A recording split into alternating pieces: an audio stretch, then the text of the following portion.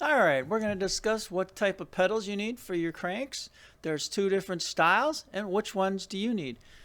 Well, first of all, you're going to find that the smaller kids bikes, your 12-inch, your 16, most of your small kids bikes are going to use one-piece cranks, okay?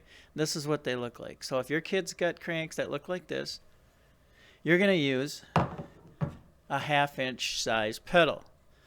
Now, how do you know it's a half-inch size pedal? Well, it'll say on the package, or you're going to notice that the half-inch is smaller than the 9/16. The threads on it are definitely smaller. Okay? So most of your kids' bikes are going to have the half-inch.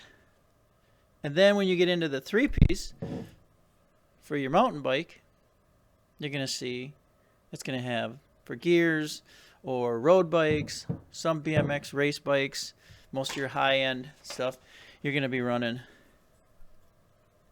the 9/16 pedal, okay? And when you thread these pedals into your cranks, just remember, right end goes clockwise and the left goes backwards, counterclockwise.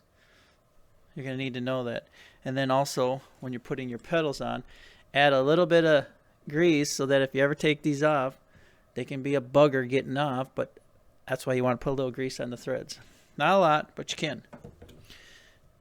One more thing you can do if you have a one-piece crank like this is you've got this adapter, okay? So you can thread this adapter in, and then on the end of the adapter you could put a 9/16 pedal in. So if you have 9/16 pedals, you can buy some of these adapters. Vice versa, I think you can go the other way too. All right? So that's the difference between the pedals. There's a lot of other things we can discuss about that, but I'll probably do that in some other videos. All right? Thanks.